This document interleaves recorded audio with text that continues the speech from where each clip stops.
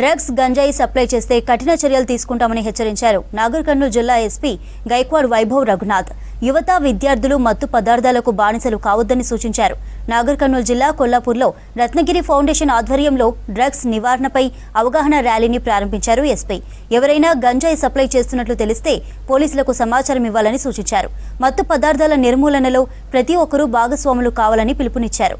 ఈ సందర్భంగా డ్రగ్స్ వల్ల కలిగే నష్టాలపై విద్యార్థులు చేపట్టిన ప్రదర్శనలు అందరినీ ఆకట్టుకున్నాయి. ఈ డ్రగ్స్ అనేవి వాస్తవానికి సుడిగుండం లాంటివి.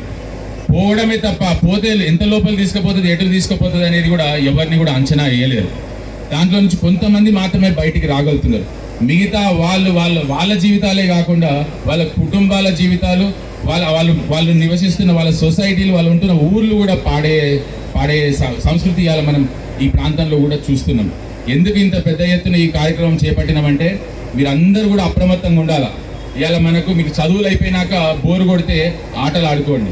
సో ఈ డిప్రెషన్, పువర్ ఫ్యామిలీ బ్యాక్గ్రౌండ్, మన ఏదైనా ప్రాబ్లం ఉంది, అదే డ్రగ్స్లో అడిక్ట్ అయిన తర్వాత తక్కువ కాదు, ఇంకా ఎక్కువ అయితే. సెకండ్ రీజన్ అంటే మన పిల్లలు ఏ ఆలోచన చేస్తా కి అది after taking ganja or after smoking cigarettes and all this they feel like smart and cool. అదే యాటిట్యూడ్ ఉంది పబ్లిక్లో. అరే చాలా మందినే కాదు స్మోకింగ్ చేస్తున్నారు, తర్వాత రింగ్ రింగ్ రింగ్ రింగ్ అది స్మోక్ బయటకి వస్తున్నారు, చాలా హ్యాపీగానే కాదు వీడియో క్లిక్ చేసి సోషల్ మీడియాలో పెడుతున్నారు. సో ఇది looking like a school and smart. అదే యాక్చువల్లీ అదే రైట్ లేదు.